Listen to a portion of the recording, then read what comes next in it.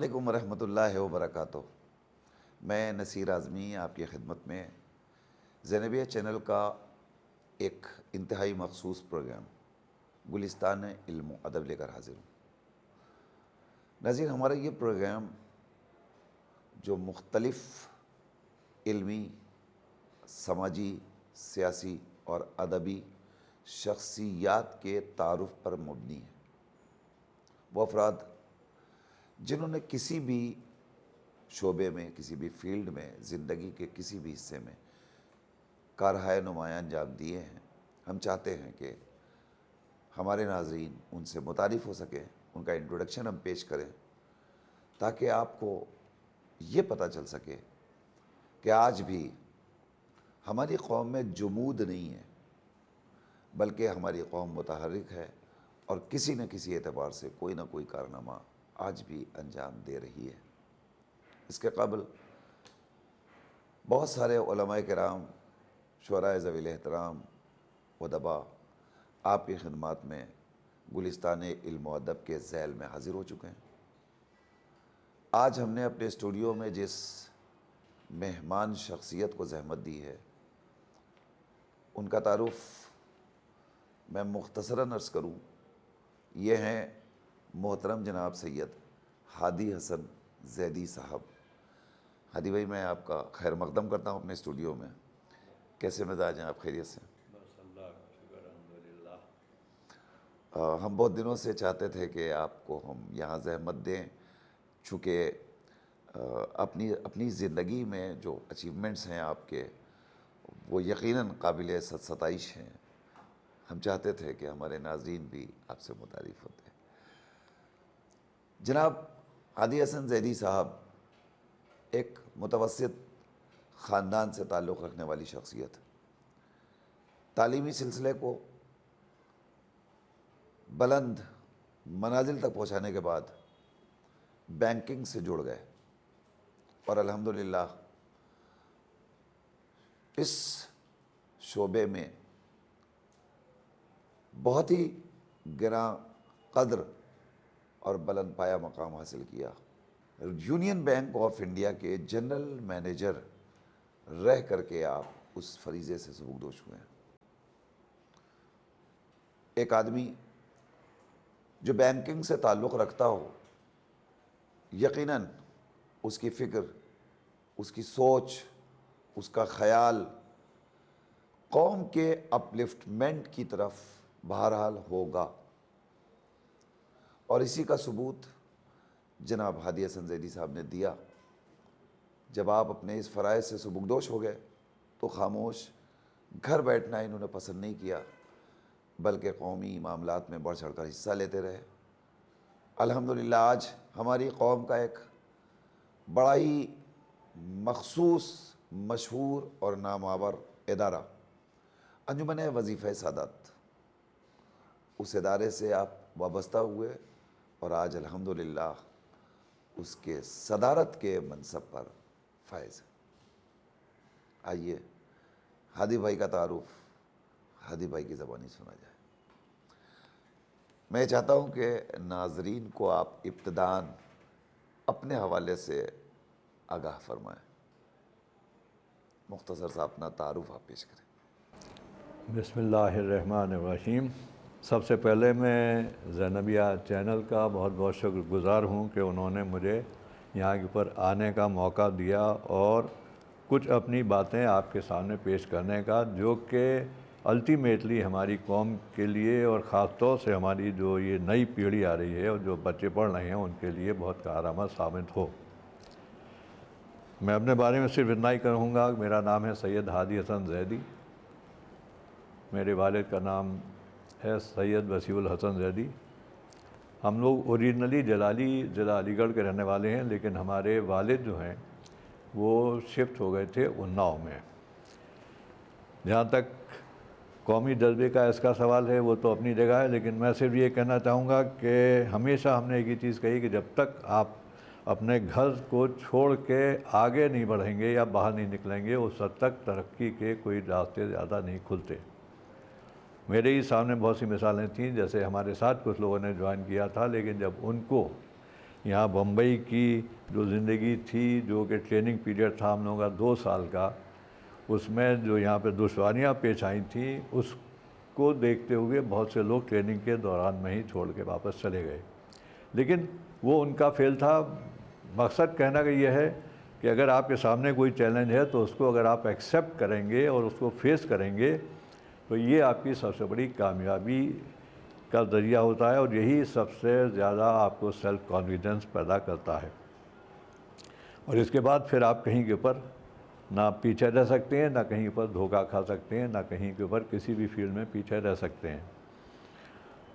तो मेरी ज़िंदगी जहाँ तक प्रोफेशन का सवाल है, यहाँ से शुरू हुई और मुख्तलिफ़ शहरों में मुख्तलिफ़ इब्तदाई सुबह तालीम आपकी जलाली में रही या नहीं, उन्नाव में? इब्तदाई उन्नाव में रही। उसके बाद पोस्ट ग्रेजुएशन सब अलीगढ़ मुस्लिम यूनिवर्सिटी से किया हमने। यानी उन्नाव के बाद आप चले गए उन्नाव बाद अलीगढ़। जलाली तो छोटा सा कस्बा है। जी। अलीगढ़ चले गए, फिर अलीगढ़ में आपने तालीम अलीगढ़ में तालीम की। उसके बाद जब एम.कॉम किया हमने, फिर एम.कॉम करने के बाद फिर ये यूनियन बैंक ऑफ इंडिया हमने ज्वाइन किया एज एन ऑफिसर। फिर उसके बाद मुस्तकिल अपने जगह जगह कितने बैंक, शहरों में आपको जाने का इत्तेफाक हुआ? नाम के नाम सबके या तकरीबन सभी शहर हो गए समझ लीजिए। जैसे बड़े बड़े मेन बड़े शहर हो गए, दिल्ली हो गया, लखनऊ, मेरठ, रायपुर, इंदौर, भोपाल, आजमगढ़, बॉम्बे, ये मेन है। बाकी और पोस्टिंग में छोटे असाइनमेंट्स रहते थे, मिलते थे। फाइनली फिर लेकिन आप मुंबई वापस आए? फाइनली बॉम्बे इसलिए वापस आए कि यूनियन बैंक का हेड ऑफिस बॉम्बे में है, और जितने सीनियर पोजीशंस थी वो ज़्यादातर बॉम्बे में थी। तो एज ए जनरल मैनेजर जब मैं रिटायर हुआ तो यहाँ बॉम्बे के हेड ऑफिस से ही रिटायर हुआ। तो ये सब सेटल है माशाल्लाह। और मेन चीज़ ये है कि देखिए, हमने हमेशा एक चीज़ सोची कि जब जहाँ का आबो जाना होता है तब आदमी वहाँ का जाता है। मैं एक अपनी सर्विस का बड़ा अजीब वाक़या बताऊँ कि बॉम्बे से पोस्टिंग हमारी जब हुई तो हमारे यहाँ से ट्रांसफ़र हुआ है डिप्टी जनरल मैनेजर आज़मगढ़। तो जाहिर है कि आज़मगढ़ का नाम सुन के बहुत ज़्यादा किसी को भी उस वक्त खुशी नहीं हुई थी। लेकिन यह है कि हमारे बच्चों ने कहा कि आप ही कहते हैं कि जब जहाँ का आबो जाना है तो दुनिया की कोई ताकत रोक नहीं सकती। हमने कहा ठीक है। तो बहरहाल आज़मगढ़, लेकिन वहाँ जाने से मेरा करीब 1.5 साल का रहा एज चेयरमैन ग्रामीण बैंक। तो आज़मगढ़, गाज़ीपुर, मऊ 3 ज़िले उसमें हमारे जुरिस्डिक्शन में थे। करीब 200 ब्रांचेस थी उसकी। तो उस सिलसिले में वहाँ के मोमिनीन से और जितनी तकरीबन जगहें थीं, तकरीबन सब जगह, क्योंकि फैमिली हमारी यहाँ बॉम्बे में रहती थी और हम आके रहते थे आज़मगढ़ में, तो जहाँ जहाँ मौका होता था, किसी मजलिस में, जुलूस में, किसी में भी, हर जगह बहरहाल शरीक होते रहे। और ये भी एक बड़ी अच्छी चीज़ थी कि काफ़ी लोगों से मुतारिफ हुए और एक तजुर्बा भी हुआ। इसमें मुझे एक बात याद आती है कि नहीं, मैं यहाँ रुक कर आपसे एक सवाल ज़रूर करूँगा, फिर आपको आज़मगढ़ अच्छा लगा कि नहीं? नहीं, अच्छा, हमें देखिए हर जगह जहाँ रहे हम, वहाँ पे मैं, अगर आपका रिकॉर्ड आप इसको थोड़ा बहुत अपना बाद में देख लिया जाता है, लेकिन मैं एक वाक़या बताना चाहता हूँ जो कि ख़ास तौर से आज़मगढ़ जब हम पहुँचे तो एक तो ये कि चैलेंजिंग असाइनमेंट था वहाँ के माहौल को देखते हुए, और उस वक्त ये मतलब मामला जो था बाबरी मस्जिद का बहुत गर्म था। तो हमको लोगों ने फिर एडवाइस किया कि आप इधर उधर नहीं जाके शहर में ही रहे। शहर में कोई मकान हमको मिला नहीं जी। तो आज भी मुझे याद है, वहाँ का एक होटल था गुरुंड करके शायद कोई, तो उस होटल में हम रहे। उस होटल का साइज़ इतना था कि जब नमाज़ पढ़ने की ज़रूरत होती थी तो मेज़ थोड़ी इधर करते थे, इधर करके ऐसे बहरहाल पढ़ लेते थे। तो एक साहब हैं वहाँ के ऊपर, उनका दुबई में काम है, उनका बहुत बड़ा घर था वहाँ पे मीन्स शहर में। उनके भाई से हमने बात की, हमने कहा कि अगर वो आप, तो बोले कि भाई जब आएंगे तब फिर देंगे। हमने कहा भाई तो पता नहीं कब आए, हमको तो अभी जल्दी करना है शिफ्ट। खैर वो बात टल गई। हमने कहा भाई ज़बरदस्ती तो है नहीं। एक दिन 2 या 3 दिन बाद वो आए, उन्होंने बड़े अजीब सवाल किया कि रईस साहब सुना आप नमाज़ पढ़ते हैं? तो हमने कहा कि इसमें कौन सी बात। कहने लगे नमाज़ पढ़ती हैं तुम यहाँ पे, आप होटल में आप कैसे पढ़ते हैं? हमने कहा मेज़ इधर करते हैं, कुर्सी इधर करते हैं, ऐसे इधर करते हैं, ऐसे इधर करते हैं, लगा लेते हैं, कर लेते हैं। तो बोले कि नहीं ऐसा है कि ठीक है अभी हम आपको एक कमरा खोल के दे देते हैं और उसमें बेड लगा है, ये लगा है, वो लगा है। हमने कहा हमें चाहिए क्या, उसके अलावा कुछ नहीं चाहिए। बहरहाल उन्होंने वो दे दिया। फिर उसके बाद जो है पूरा 3 मंजिले का मकान हमें, और पूरा आजमगढ़ का स्टे हमारा उस 3 मंजिले मकान में अकेले रहा। एक वाक़या बड़ा इंटरेस्टिंग था। एक जनरल मैनेजर्स की मीटिंग हो रही थी, तो चेयरमैन ने सबसे कहा लो लो, तो बहरहाल जो थे वो ले रहे थे, एक उसमें नहीं ले रहा था। तो उसने कहा कि ऐसा है कि देखो लो, वरना तुम्हारा ट्रांसफ़र बहुत दूर कर दूँगा मैं। आजमगढ़ वगैरह यूपी, ईस्टर्न यूपी जो है वो एक डराने का मरकज़ था। तो उसने फ़ौरन ले लिया। तो मैंने उससे कहा, मैंने कहा डर के मारे क्यों पीता हो? तो वो बोला साहब जरी साहब से आपने नहीं कहा? जी। तो चेयरमैन के ये लफ्ज़ थे, उसने कहा आई नो कम वाट में Zaidi will not take, I will not. कहने का मतलब ये है कि आप अपने को खुद को ऐसे प्रोजेक्ट करें कि दूसरे आपको ये समझें कि भाई इनसे क्या हम कह सकते हैं, क्या कर सकते, क्या ले सकते हैं, क्या नहीं ले सकते। तो बहरहाल मुख्तसर ये है कि बैंक की ज़िंदगी जो है ये सब जगह होती रही और बहुत अच्छे अच्छे काम भी हुए हर जगह। रायपुर में बड़े अच्छे मोमिनीन थे, वहाँ के ऊपर बड़ा अच्छा। रायपुर में हमारा स्टे करीब 6 साल रहा और वहाँ पे काफ़ी काम हुए। तो बैंक से रिटायर होने के बाद फैमिली बैकग्राउंड हमारी ये है कि तकरीबन यूपी के हर हिस्से में माशाल्लाह अपने रिश्तेदार और सीनियर पोजीशंस में रहे हैं, और हमारी फैमिली का रिप्रेजेंटेशन समझ लिए कि मिलिट्री से लेके, एयरफोर्स से लेके और आईएएस से लेके आईपीएस से लेके किसी भी कैडर में ऐसा नहीं है जिसमें हमारे भाई भतीजे या वो नहीं हो। तो बहरहाल मतलब ये है कि सब अल्लाह का शुक्र है, सब अपने वेल सेटल्ड हैं। तो कोशिश यही रहती है कि अपनी तरफ से काम करते हैं। ये 2 वाक़यात आपने जो इस वक्त बतलाए हैं ये हमारे नाजरीन के लिए वाकई काबिल गौर और फ़िक्र हैं। एक तो आपको एक कमरे की तलाश थी, सिर्फ नमाज़ पढ़ने की बुनियाद पर आपको 3 मंजिला घर मिल गया। मिल गया, इसीलिए मैंने ये वाक़या, उस शख्स ने सिर्फ नमाज की बुनियाद पर आपको ऑफ़र दिया, वरना आप कह चुके थे और वो मना कर चुके थे। हाँ तो ये एक बहुत बड़ी बात है कि इंसान अगर दिल में याद खुदा रखे तो परवरदिगार ख़ुद मुसब्बिबुल असबाब है और वो सारे असबाब ख़ुद फराहम कर देता है। और दूसरा वाक़या, अगर इंसान गुनाहों से परहेज़ करे, नजासत से अपने आप को बचाए रखे, तो फिर उसे किसी से डरने की ज़रूरत नहीं है, लोग उससे खुद डरते हैं। बिल्कुल, इसीलिए मैंने ये वाक़या, हो सकता है कि ये दोनों बहुत ही उम्दा वाक़यात आपने सुनाए हैं जो यकीनन नाज़रीन के लिए बड़े कारआमद होंगे इंशाअल्लाह। यहाँ पे एक प्रोग्राम हुआ ज़ैनबिया ट्रस्ट की तरफ से, ज़ीशान हैदर, अल्लामा ज़ीशान जवादी साहब, वो गालिबन उनका आखिरी यहाँ के ऊपर प्रोग्राम था, यहीं नीचे हाल में थी। उसमें एक्सीलेंस इन बैंकिंग के सिलसिले में आग़ाज़ शहीद सदर के बरसी के मौके पे हुआ था। मेरा नाम और मरहूम शमीम काज़िम साहब का नाम, इन दोनों को यहाँ के ऊपर ट्रॉफ़ी भी दी गई। शायद आपके जहन में नहीं, उसकी निज़ामत में ही कर रहा था। तो बल्कि वो मुझे इसलिए नहीं भूलता कि जब वो निज़ामत कर रहे थे, जब इंट्रोडक्शन हुआ तो ज़ीशान साहब ने खड़े होकर ये कहा कि भाई इनका तारुफ यही नहीं है बल्कि ये हमारे रिश्ते में भी लगते हैं, क्योंकि हमारी ससुराल जो है मंजनपुर की है। हमारे जो बिदनल्ला हैं एहसान हैदर रिजवी साहब, ये बहुत कौमी काम किया। मेरे ख्याल में एशिया कौम में तकरीबन हर आदमी इनको जानता है। इन्होंने जब ये बैंक में थे तब भी इन्होंने बहुत लोगों को रखा। उसके बाद ये बैंक से रिज़ाइन करके चले गए, ये इंडियन एम्बेसडर बने। ये यूएई के पहले इंडियन एम्बेसडर थे। तो उस सिलसिले से उन्होंने कहा कि मेरा रिश्ता यहाँ से मंजनपुर से भी है, तो ससुराल हमें मंजनपुर में है। और जैसा मैंने अर्ज़ किया कि सब तरफ हैं लोग, और मेन चीज़ जब आती है कि अपने को कैसे आप बांध के रखिए और अपनी वैल्यूज़ को किस तरह से संभाल के रखिए, यही आज के ज़माने का सबसे इम्पॉर्टेंट चीज़ है।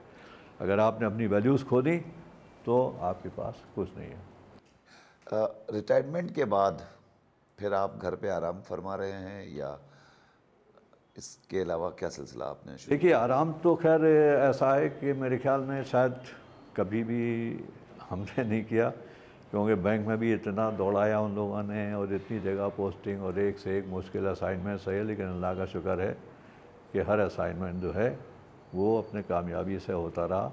तो आराम की कोई बात नहीं थी, लेकिन ये है कि अपना एक हमेशा एक जज्बा था। और ये जो जहाँ तक एक जो इदारा है अंजुमन मज़हबी सादात मोमिनीन, ये आपने और नाज़रीन ने शायद ये नाम सुना होगा, मेरे ख्याल में शायद ही कोई ऐसा अपनी कौम का जो नहीं जानता हो, लेकिन फिर भी बहरहाल इसकी अवेयरनेस बहुत लोगों में अभी भी नहीं है। और ग़ालिबन मैं ये रिक्वेस्ट करूँगा कि इस प्रोग्राम के ज़रिए से ये अवेयरनेस जो है लोगों में जाए। इसका काम किबला सिर्फ़ एक है कि जो होनहार बच्चे हैं और जो अफोर्ड नहीं कर सकते एजुकेशन, उनको स्कॉलरशिप दे के बतौर कर्ज़ हसना उनको पढ़ाया जाए। जब वो पढ़ के अपने पैरों पे खड़े हो जाए तो वो कर्ज़ हसना को वापस कर दें। इस एम के साथ ये अंजुमन आज 105 साल पूरे कर चुकी। इसकी बैकग्राउंड जो है वो बड़ी इंटरेस्टिंग है कि इसके जो बानी थे एक हाजी जलालुद्दीन हैदर साहब और एक मिर्ज़ा मोहसिन मूसवी साहब। तो इनके यहाँ एक नौकर था, उसका लड़का था, उसको 1.5 रुपये फ़ीस देनी थी हाई स्कूल में बैठने के लिए, और उसके पास 1.5 रुपये का इंतज़ाम नहीं था।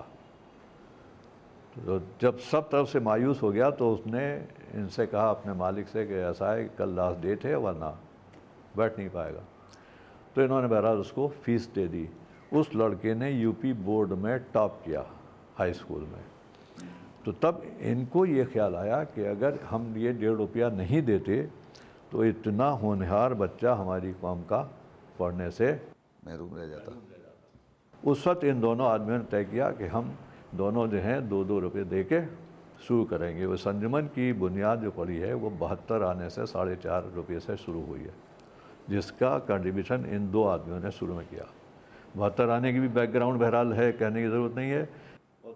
यानी जलालुद्दीन हैदर साहब और मोहसिन मिर्ज़ा मूसवी साहब, ये दोनों इसके बानियान हैं। नहीं है, इन दोनों ने ये कंट्रीब्यूट करके उसके बाद जो अल्लाह का शुक्र है 105 साल हो गए। इसने सारे मरहले देखे, वर्ल्ड वार भी देखी, पार्टीशन भी देखा, सब कुछ देखा, लेकिन हर मरहले से ये दौर से गुजरता हुआ। और अब इसकी सूरत ये है कि पहले इसका ऑफ़िस कहीं नहीं होता था, जो जहाँ का ऑफ़िस बेरर होता था वो वहीं पे उसका ऑफ़िस चला जाता उसके साथ, क्योंकि अंजुमन के पास कोई खुद की कोई प्रॉपर्टी नहीं थी, कोई जगह नहीं थी, कोई हेड ऑफिस नहीं, कुछ नहीं थी। तो एक अतहर हुसैन रिजवी साहब थे जिन्होंने इससे लेके पढ़ा था, और वो वर्ल्ड रेनाउंड हिस्टोरियन थे, ऑस्ट्रेलिया में सेटल थे। उन्होंने फिर एक अपने ज़मीन दी, तो फिर ये एक वजीफ़ा मंजिल वहाँ के ऊपर कॉन्सेप्ट हुआ। एक छोटा सा एक, कहाँ पे? ये अहमदनगर, वहीं पे अलीगढ़ में, अहमदनगर में, अलीगढ़ में एक जगह लेकर के इसका एक मरकज़ कायम किया गया। अच्छा, उसके बाद अब सारे मतलब ऑफिस के मैटर्स, सारे बैंक अकाउंट, सारी सब चीज़ें हैं वो सेंट्रलाइज्ड हैं वहीं अलीगढ़ में। और अंजुमन की कारकर्दगी के बारे में थोड़ा सा आपको जी आप बिल्कुल बताएं। ये बताएं कि ये तो मैंने अर्ज़ किया कि इसके कितने बरस हो गए? 105 बरस हो गए। इसमें एक सबसे इंटरेस्टिंग चीज़ आपको बताऊं मैं कि जब हम लोगों ने इसका 100 साला जश्न दिल्ली में मनाया ऐवान गालिब में, उसमें तकरीबन करीब 300-400 आदमियों ने शिरकत की, मुख्तलिफ़ शहरों से और सारे मेम्बरान और बाकी सब उलमा वगैरह और सभी लोग थे। वो मैं थोड़ा सा भी आपको तफसील और बताऊंगा उसकी। तो उसमें हमारे चीफ गेस्ट जो थे ये कपिल सिब्बल थे, उस वक्त सेंटर के मिनिस्टर थे। इन्होंने अपनी तकरीर में ये कहा कि ये पहला ऑर्गेनाइजेशन है जिसको मैं एड्रेस कर रहा हूँ जिसके 100 साल पूरे हो गए हैं, वरना मैंने आज तक कोई ऑर्गेनाइजेशन ऐसा नहीं देखा जिसके 20, 25, 30 साल के बाद उसका नाम निशान रहा हो। तो कपिल सिब्बल ने 50,000 रुपये अपनी जेब से इसको डोनेट किए। बहरहाल वो हुआ। इस सिलसिले में एक ये मैं आपको बताऊँ, एक हम लोगों ने सोवेनियर निकाला, क्योंकि इसमें एक सबसे बड़ी चीज़ जो इसकी एग्जिस्टेंस का मैं बता दूँ उसका लुबाब कि कोशिश ये होती है कि अंजुमन का किसी भी काम में एक भी पैसा खर्च नहीं हो। जो भी आमदनी होती है अंजुमन की, वो हम कोशिश करते हैं कि स्कॉलरशिप के लिए दे दी जाए। तो ये इतना बड़ा फंक्शन हम लोगों ने दिल्ली में किया। इसमें हम लोगों ने सोवेनियर भी निकाला और जो लोग थे जिन्होंने भी कंट्रीब्यूट किया, और अल्टीमेटली सारे वहाँ के एक्सपेंसेस मीट आउट करने के बाद 4.5 लाख रुपए का फ़ंड हम लोगों ने वापस अंजुमन को दिया, ना कि वहाँ से अंजुमन से एक पैसा लेते। उल्टा हम लोगों ने इतना बड़ा फंक्शन, ऑफिस बेरर्स ने फंक्शन, ये एक है, ये हम लोगों ने एक सोवेनियर निकाला था, ये है। तो इससे भी मतलब जो इनकम हुई थी और ऐड वगैरह दे के, और इसका इन्वॉल्वमेंट तकरीबन कौम के हर आदमी से रहा है। इसी के बाद इसमें जो ये प्रोग्राम हुआ था, इसका ये हमने स्पेशल इशू निकाला था और उसके प्रोग्राम के बाद। तो इसमें सारे लोगों ने, तकरीबन सारे उलमा थे, कल्ब सादिक साहब थे, तकी आबदी साहब थे, मौलाना फितर साहब थे, ये आपके मुख्तलिफ उलमा भी इसमें गोया सिफ्त रज़ी साहब थे, मुख्तलिफ उलमा थे। इनको बुखारी साहब को बुलाया था, आरिफ मोहम्मद खां को भी बुलाया था। मतलब तकरीबन हर यानी कहना चाहिए कि शायद मेहंदी साहब हैं, ये भी वहाँ के बड़े पहुँचे हुए, ये जामिया के वाइस चांसलर भी थे, IAS से रिटायर हो गए। तो ये इन सब लोगों का इन्वॉल्वमेंट इससे रहा है। तो इसका जो मेन जो मैं बता रहा था कि ये आप इसका मेन मकसद तो वजीफ़ा स्कॉलरशिप्स बच्चों को देना, ताकि बच्चों का तालीमी स्टैंडर्ड बढ़ सके और ज़्यादा से ज़्यादा वो तरक्की कर सके। क्या सिस्टम है आपके यहाँ वजीफ़ा देने का? हमारे इस वक्त नाज़रीन सुन रहे हैं। वजीफ़ा देने का सिस्टम तो देखिए ये है कि हम लोग ऑनलाइन एप्लीकेशंस बुलवा लेते हैं और जुलाई अगस्त तक एप्लीकेशंस आ जाती हैं। वो एप्लीकेशन जो है फिर हमारे यहाँ एक स्क्रीनिंग कमेटी है कंसिस्टिंग ऑफ 3-4 मेंबर्स, वो उनको स्क्रूटिनाइज़ करती है, क्योंकि उसमें सबसे बड़ी चीज़ रहती है कि हम मेरिट भी देखते हैं। उसमें जो हमारा क्राइटेरिया है कि मेरिट हो, बोनाफाइड हो और यानी वीकर सेक्शन से ताल्लुक़ रखने वाला, यानी जो अफोर्ड नहीं कर सकते उन लोगों को ज़रूरतमंद, ये मेन क्राइटेरिया होता है। उसके बाद ये एप्लीकेशन जब ये सब स्क्रीनिंग कमेटी दे दी तो फिर हम लोग एक मीटिंग में उसको पास करते हैं। और आम तौर से ये होता है कि जितनी एप्लीकेशंस आती हैं हमारे पास, कोशिश ये करते हैं कि सबको दें, लेकिन फ़ंड्स की कमी की वजह से सबको नहीं दे पाते। नतीजे के तौर के ऊपर ये होता है कि हो सकता है कुछ लोग रह जाएं, लेकिन कोशिश ये रहती है कि सबको कवर करें। इसकी फंडिंग्स कहाँ से करते हैं आप? इसकी फंडिंग का तो देखिए ऐसा है कि डिफरेंट हैं, डोनर्स हैं आपके पास? डोनर्स भी आपके ही, हम तो मेंबरशिप, क्योंकि डोनर एक अलग लफ्ज़ हो जाता है। मेंबरशिप है अगर आप इसमें मेंबर बनना चाहते हैं, क्योंकि ये एक सवाब जारिया है। आपके 1 रुपये से भी कौन सा बच्चा कौम का पढ़ के कहाँ के ऊपर है, तो ये एक सवाब जारिया है। तो इस सिलसिले में क्या होता है कि हमारे यहाँ जो उमूमी मेंबरशिप है, ताकि किसी आदमी को ये शिकवा या कहने को मौका नहीं मिले अगर हम ज़्यादा नहीं दे सके तो हम शामिल नहीं हैं। तो आज भी 8 आने से ये पहले से हुई थी, लेकिन आज इस 2017 में इसकी उमूमी मेंबरशिप की फ़ीस 5 रुपये है महीना, यानी 60 रुपये साल। बस हाँ, 60 रुपये साल जो है वो ये है कि कोई भी आदमी अपनी कौम का ये नहीं समझे या अपने को इससे महरूम नहीं समझे कि हम किसी चीज़, क्योंकि सवाब जारिया से अमाउंट का कोई मैटर नहीं करता। फिर इसके बाद इसकी लाइफ मेंबरशिप है, वो है 1000 रुपये। उसके बाद एक दवामी मेंबरशिप है, वो है 1500 रुपये। और नेक्स्ट आता है एक नामजद फ़ंड होता है, उसका मिनिमम अमाउंट है 5000 रुपये। वो 5000 रुपये जो है वो उस हिसाब से कि आप इनिशियल 5 दे दिए, फिर बाद में जितना जब चाहें आप उसमें ऐड करते रहते हैं, और वो अल्लाह का शुक्र है वो फंड्स बढ़ते रहते हैं। और जो सबसे बड़ी इसकी जो एक कैटेगरी है वो एक मोहसिन अंजुमन की है, वो है 50,000 की। तो 50,000 वाले जो ये मोहसिन अंजुमन होते हैं, ये अंजुमन के कारकुन कमेटी के, एग्जीक्यूटिव कमेटी के एक परमानेंट मेंबर होते हैं। मतलब for all purposes they are in the committee. तो ये मेन सोर्स है। प्लस इस अंजुमन के पास इनकम टैक्स ATG में एग्जम्पशन भी है, डोनेशन का हमारे पास इजाज़ा भी है, खुम्स का। तो सब तरफ से जो फंड्स आते हैं, और उन फंड्स को हम थोड़ा सा मैं और एलाबोरेट कर दूँ आपकी सबकी नाज़रीन की इंफॉर्मेशन के, ये फंड्स जो हैं ये हम फिर उसमें फ़िक्स डिपॉजिट में रख देते हैं। और जब ये स्कॉलरशिप नॉर्मली हम लोग डिस्ट्रीब्यूट करते हैं इन दी मंथ ऑफ नवंबर दिसंबर, तो उस वक्त जितनी भी हमारी अर्निंग होती है उतने ही एक्सटेंट तक हम वो एप्लीकेशंस कंसीडर करते हैं स्कॉलरशिप देने के लिए। तो ये जो हमारा रिज़र्व फंड होता है जो फिक्स में चला जाता है, उसको किसी भी हालत में अंजुमन के बाईलाज जो उस वक्त से हैं आज तक वो एप्लीकेबल हैं, उसको टच नहीं करने का किसी को हक़ नहीं है। उसी की वजह से आज ये समझ लिए कि चल रही है, वरना क्या होता है कि अगर हम उसमें से आपकी एप्लीकेशन हमारी ज़्यादा आ गई तो हमने दे दिया, धीरे धीरे जब आपका वो रिज़र्व फंड अगर एक मरतबा डिप्लीट हो गया तो फिर धीरे धीरे ख़त्म हो जाती बात। तो मेन सर्वाइवल का अंजुमन का जो है वो एक यही है कि रिज़र्व फंड ही जाता है फिक्स डिपॉजिट में। तो रिज़र्व फंड जो है वो हर साल बढ़ता रहता है। आज की तारीख़ में इसका रिज़र्व फंड आप लोगों की दुआओं से, बहुत फ़ख्रिया नहीं कह सकते हम, लेकिन फिर भी जो कुछ भी है वो करीब 3 करोड़ का इसका रिज़र्व फंड है अभी। और ऑन एन एवरेज करीब 40 लाख की स्कॉलरशिप देते हैं हम लोग हर साल। इस साल भी अभी टोटल 40 लाख, यानी आपका ये बिगर अमाउंट जो होता है वो कितना होता है?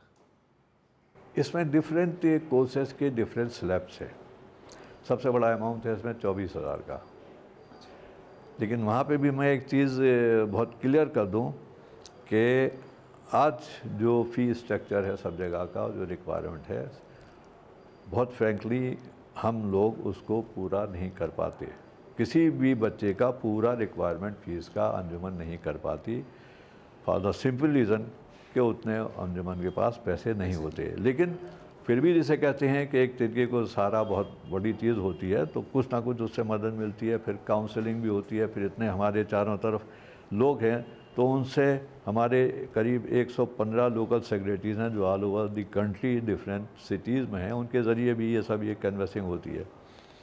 तो फ़ंड कलेक्शन का जो ये है सिलसिला, ये एक चलता रहता है। हमारे पास मोहसिन अंजुमन की तादाद आज करीब 62 है। और ये जो नामज़द फ़ंड हैं जो 5000 से ऊपर हैं, इसमें इस वक्त करीब हमारे पास 725 ऐसे नामज़द फ़ंड हैं जो ऑपरेटिव हैं।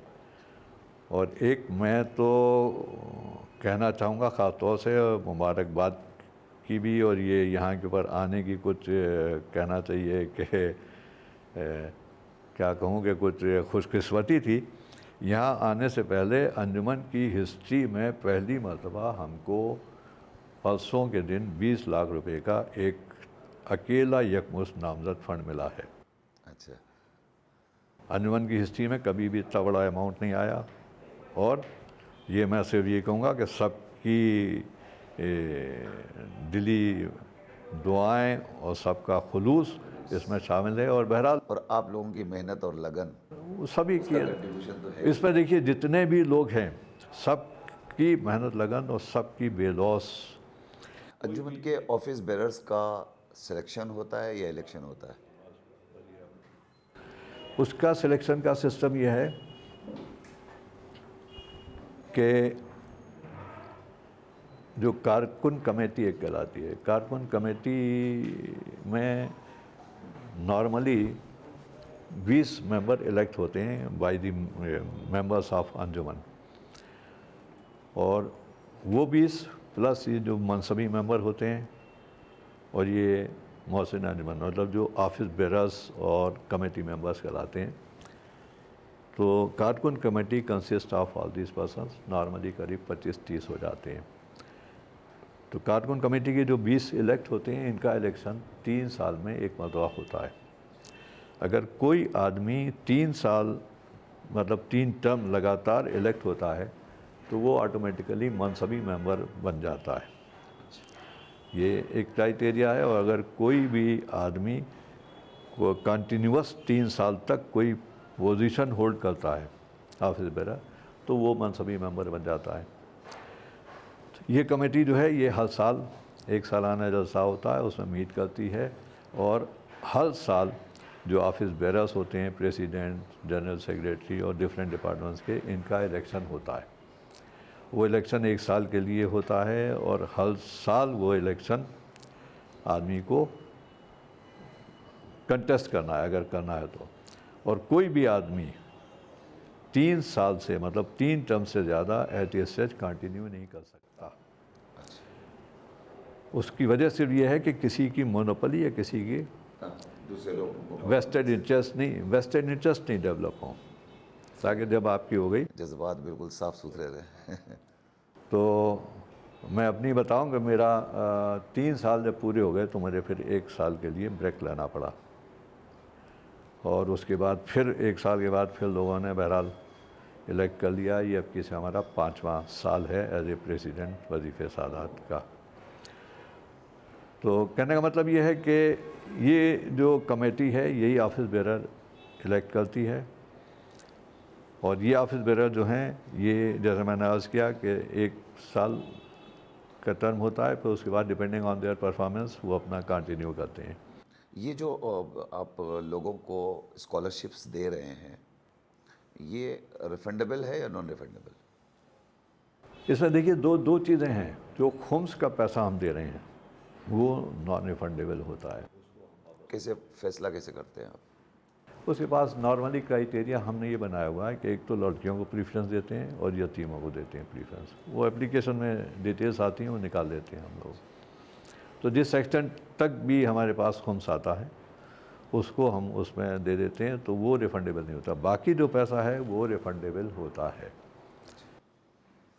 तो ये पैसे कैसे रिटर्न होते हैं आप तक?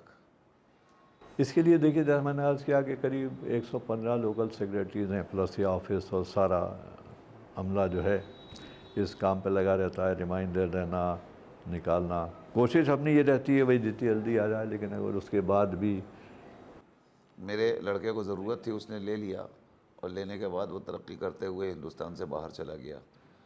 अब आपको उसके पास जो एड्रेस आपके पास है वो हिंदुस्तान का है और वो बाहर चला गया, तो कैसे पैसे वापस लेंगे आप?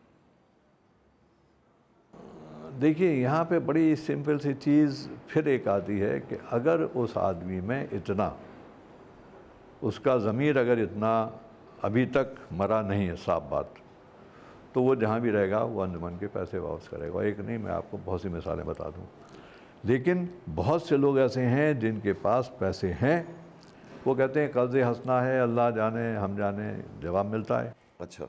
तो लेकिन किसी के कहने से या किसी के उससे कोई काम रुकता नहीं है। हमारा काम यह है कि जो पैसा आता है वो सिर्फ एक मकसद से हम लेते हैं और उसी मकसद के तहत इसको बांटते हैं। अब जो अभी मैंने एक चीज़ अर्ज़ की, इसमें ख़ास तौर से मेंशन करना चाहूँगा कि जब ये हमारे पास पैसे की कमी होती है, एप्लीकेशन ज़्यादा होती हैं, तो उस वक्त हम सबसे पहला ये क्राइटेरिया बना देते हैं कि हम पहला प्रीफ्रेंस देते हैं प्रोफेशनल कोर्सेस को, ताकि वो 2-3 साल में जैसा भी हो पढ़ के निकल जाए। पैसे देना नहीं देना वो बात की बात है, लेकिन ये है कि कौम का एक आदमी अपने उसके ऊपर, और उसके बाद जब अगर कोई पैसे बचते हैं तो फिर नीचे क्लासेस में उस पर देते हैं। आमतौर से नीचे क्लासेस के लिए बहुत कम पैसे बच पाते हैं, फिर भी कोशिश ही करते हैं कुछ परसेंटेज उनको ज़रूर दें। तो ये एक इनका हिसाब है। स्कॉलरशिप का मैंने आप बता दिया, कारकुन कमेटी का बता दिया आपको। जी, ये इसमें जो ये मैगज़ीन आपने दिखलाई थी अभी, ये खाली सदी तकरीबात में आपने सोवेनिर निकाला था या मुसलसल? नहीं, ये सोवेनिर तो कबला ऐसा रहता है कि ये जैसे निकला ना, तो इसमें इसके निकालने का तो मकसद ये होता है कि जहाँ पर भी कोई फंक्शन कर रहा है तो वो, अच्छा, फंडिंग्स वगैरह उसकी हो सके। सही। क्या ना कि इससे जो पैसा बचा खर्चा निकाल के वो हम लोगों ने अंजुमन को 4-4.5 लाख रुपया दिया हमने। अभी जैसे मैं आपको बताऊं, पिछले साल हम लोगों ने जलसा किया करारी में, जलसे के बारे में एक बात ख़ास आपको बता दूं जी कि ये जो सालाना जलसा होता है, ये जहाँ जहाँ से इनविटेशन आता है मोमिनीन का, वहाँ पे जलसा करते हैं। आमतौर से इनविटेशन एक दो जगह से आते हैं, फिर उसमें सोचते हैं कहाँ जाना, वो राय लेके करते हैं। तो पिछले साल ये जलसा करारी में रिजवी साहब के वतन में हुआ और पूरा रिजवी कॉलेज का कैंपस, और इसमें सबसे ज़्यादा जो मेन रोल था इनके जावेद साहब रिजवी का, एनुल रज़ा साहब का, जावेद के भाई जो हैं वहाँ पे जो इंचार्ज हैं, और मेन तो रिजवी साहब का है क्योंकि जलसा जौनपुर के कॉलेज में भी हो चुका है। और रिजवी साहब बहरहाल इसके हमेशा से, रिजवी साहब मोहसिन अंजुमन भी हैं इसके। तो ये जलसा करारी में हुआ, फिर उसके बाद इस साल ये जलसा पटना हो रहा है। लेकिन जहाँ के बड़ी जलसा होता है उसमें शर्त यही होती है कि उस जलसे को कंडक्ट करने के लिए अंजुमन का एक भी पैसा खर्च नहीं होना चाहिए, ये नंबर 1 है। और जितने लोग, यानी जो लोग करते हैं सारे अखराजात वही बर्दाश्त करते हैं, जलसा जहाँ भी होता है वही दावत देते हैं और फिर सारे अखराजात उनके होते हैं, आपको सिर्फ जाना है वहाँ। और जो जाना है वो भी सब अपने खर्चे के ऊपर जाएंगे। कोई भी आदमी अंजुमन के एक पैसे के ऊपर खर्च पर नहीं जाता। कोई लेना चाहे वो अलग बात है, लेकिन आमतौर से तो ये जो मैंने बताया शुरू में आपको, ये बेलौस खिदमत जो है ये लोग जो करते हैं, और इस वजह से ये जो चीज़ है ये चल रही है और रहती दुनिया तक। नवालुम कितने लोग कहाँ कहाँ पढ़ के, और इसमें इस वक्त तकरीबन 10,000 से ऊपर बच्चे तो स्कॉलरशिप लेके पढ़ चुके हैं, और ग़ालिबन दुनिया के हर कोने में इससे मुस्तफ़ीद बच्चे जो हैं वो अच्छी अच्छी पोजीशंस में हैं और अच्छी अच्छी जगहों पे। यहाँ इंडिया में भी आपके बड़ी सीनियर पोजीशंस में हैं, पॉलिटिक्स में भी हैं, और मतलब ये गवर्नमेंट सर्विसेज में भी हैं, सब लेवल के ऊपर हर मतलब ये है कि उसके ऊपर इससे पढ़े हुए बच्चे जो हैं वो इससे मुस्तफ़ीद हुए हैं। और कोई सिस्टम आपके यहाँ ऐसा है कि आपके यहाँ से स्कॉलरशिप लेने के बाद बच्चे ने पढ़ाई की और पढ़ाई कंप्लीट कर ली, जॉब के लिए वो परेशान है, तो क्या कोई शोबा आपके यहाँ ऐसा है कि आप ऐसे बच्चों को गाइड करते हैं? इसके लिए एक हम लोगों ने अभी एक काउंसलिंग शुरू की है, क्योंकि लखनऊ में हमारे पास अच्छी टीम है। अच्छा, वहाँ पे एक तो ये है कि हमारे 5-6 इसके एग्जीक्यूटिव के मेंबर वहीं पे बेस्ड हैं, तो वो लोग बराबर इसमें दिलचस्पी लेके डिफरेंट इसमें, जैसे मैं आपको बताऊँ, हमारे जो जॉइंट सेक्रेटरी हैं अलीगढ़ के मोहसिन साहब, डॉक्टर मोहसिन, ये मुस्तकिल, या तो आपको दिखाऊंगा मैं, वैसे मुस्तकिल ये जहाँ के ऊपर भी कोई भी जॉब अपॉर्चुनिटी कहीं पर भी होती है वो फ़ौरन वो व्हाट्सएप के ऊपर कर देते हैं, जिसको भी मिल जाए। ज़रूरी नहीं है कि भाई हमसे पढ़ाई हुआ हो, लेकिन ये है कि वो एक खिदमत इस तरह से दे रहे हैं, और हर दूसरे दिन सारी दुनिया के, यहाँ से नहीं बाहर के भी जो भी वैकेंसीज आती हैं वो उसके ऊपर देते रहते हैं। फिर जिन बच्चों को थोड़ी ज़रूरत होती है काउंसलिंग की, कुछ गार्जियंस को भी ज़रूरत होती है काउंसलिंग, माँ बाप को भी काउंसलिंग की ज़रूरत होती है, तो ये काम जो है ये हम लोगों ने ऑलरेडी शुरू किया हुआ है। उसकी काउंसलिंग हम ज़्यादातर लखनऊ में अभी कर रहे हैं। अलीगढ़ में हमारा बड़ा बेस मतलब ये है कि स्टाफ है 2 या 3 आदमियों का, उससे ज़्यादा अफोर्ड नहीं कर सकते, और बहुत सीनियर या बहुत हाई फाई मतलब एम्प्लॉइज़ को भी हम वहाँ पे नहीं रख सकते बिकॉज ऑफ लिमिटेड रिसोर्सेज। तो वो काम चल रहा है। हमारा पूरा आज की तारीख में कंप्यूटराइजेशन जो है कंप्लीट हो गया है। हमारी वेबसाइट जो है कंप्लीट हो गई है, और वेबसाइट अपडेट हो गई है और बराबर अपडेट होती रहती है। तो ये सब चीज़ें जो है बहरहाल धीरे धीरे हो रही हैं। मेन प्रॉब्लम वहीं पे आती है कि जब खर्चे की बात होती है तो हमें देखना पड़ता है कि हमारा जो खर्चा है वो हम बचा के कम से कम 1 बच्चे 2 बच्चों को स्कॉलरशिप दे देंगे। उस नज़रिए से अगर ये खर्चा हमारा थोड़े दिन टल सकता है तो हम उसको आगे के लिए पोस्टपोन कर देते हैं, बजाय इसके कि वो पूरा खर्चा कर दें हम, और उसके बाद फिर जो है, मिसाल के तौर के ऊपर अभी हमारे यहाँ इसके वजीफ़े मंजिल की एक दीवार गिर गई थी, उसका खर्चा करीब 1 लाख रुपया था। अब ये सूरत थी कि या तो 1 लाख रुपया कहीं से आए या फिर अंजुमन के, अब ये स्कॉलरशिप भी देना, ये सीज़न था ये। तो बहरहाल हमने किसी से बात की, उसने एक साहब ने पूरा अमाउंट डोनेट कर दिया। तो ये 1 लाख रुपया जो बचा ये किसी ने भी दिया लेकिन अंजुमन का ये 1 लाख रुपया जो बचा ये, यानी लड़कों का पैसा जो है वो महफूज रहा। वरना ये है कि भैया जब खर्च हो जाता तो इतना पैसा उतने लड़के हो जाते। तो इस तरीके से आप लोग जो खिदमत अंजाम दे रहे हैं वो यकीनन बड़ी ही रश के काबिल है कि बेलौस खिदमत अपनी वक्त भी दे रहे हैं, यानी तन मन धन हर एतबार से आप हजरात उसके साथ जुड़े हुए हैं और ये खिदमत अंजाम दे रहे हैं। आपके साथ उलमाए किराम का ताउन भी है। सबका है। सबसे बड़ा ताल्लुक़ हमारे डॉक्टर कब्र सादिक साहब का है। हमेशा वो हर जलसे में शिरकत करते हैं और हमेशा हमारा उनसे फ़ोन पर रब्ता भी रहता है। और उसके अलावा सारे मोमिन और शफ़ी साहब थे, उसके बाद अभी मौलाना फितरत साहब हैं पूना के। इस तरह से तकरीबन समझ लिए कि हर लेवल के ऊपर जहाँ जहाँ पे अभी दिल्ली में भी हुआ था तो दिल्ली में भी जहाँ के पेश इमाम थे जामा मस्जिद के वो भी इन्वॉल्व थे।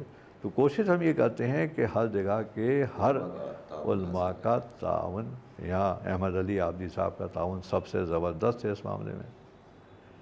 पूरा खुम्स का इजाज़ा, पूरा वो उनकी मॉनिटरिंग, पूरी उनकी गाइडेंस, वो बराबर इसमें गाइडेंस देते रहते हैं। उनकी दिलचस्पी का मैं बताऊं कि अभी वो लास्ट मंथ नवंबर में अलीगढ़ गए थे किसी उसमें, तो उन्होंने ख़ास तौर से ये पूरी अंजुमन की कारकर्दगी और खुम्स के सिलसिले में जो जो उन्होंने मतलब ये है कि चीज़ें थी वो ख़ुद देखी और वहीं के वहीं उन्होंने उसको, उन्होंने शीस्तानी साहब का हमेशा से कल्बे सादिक साहब ने भी हर जलसे में ही कही, ये भी कहते हैं कि शीस्तानी साहब का किबला का सबसे बड़ा मैसेज ये है कि पढ़ाई के लिए किसी भी खुम्स की कोई लिमिट नहीं है, जितनी भी, लेकिन वो खुम्स में भी कितना पैसा आता है हमारे पास वो बहरहाल अब कहने की बात नहीं है, लेकिन ये है कि चल रहा है सिलसिला। तो कोशिश यही रहती है कि इन्वॉल्वमेंट सबका रहता है। नाज़रीन, इस वक्त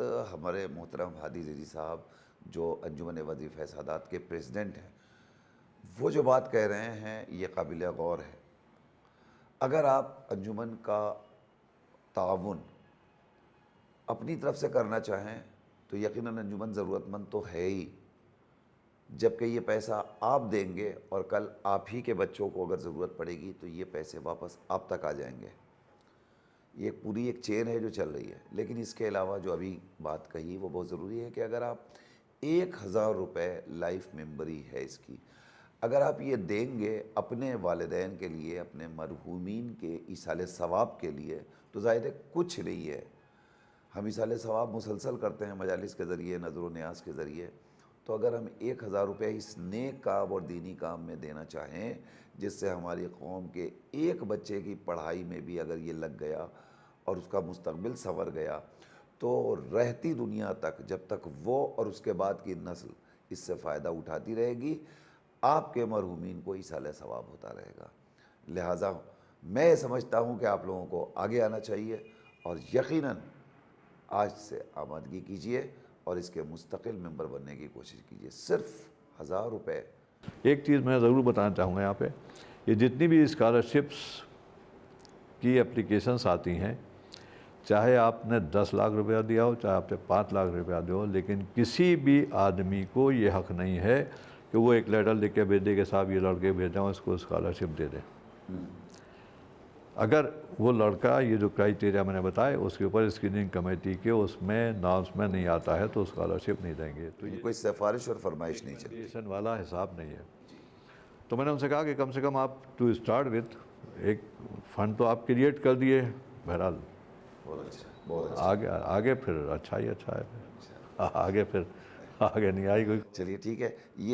ये मैं आपको एक चीज़ और बता दूं कि अंजुमन हर साल एक कैलेंडर निकालती है और इसका सिस्टम ये रहता है कि जो हमारे लोकल सेक्रेटरीज़ हैं उनको हम भेज देते हैं, फिर वो लोग अपने लोकल लेवल के ऊपर। अच्छा, इसका कुछ हदिया वगैरह भी होता है? या भी है, इसका 15 रुपये होता है।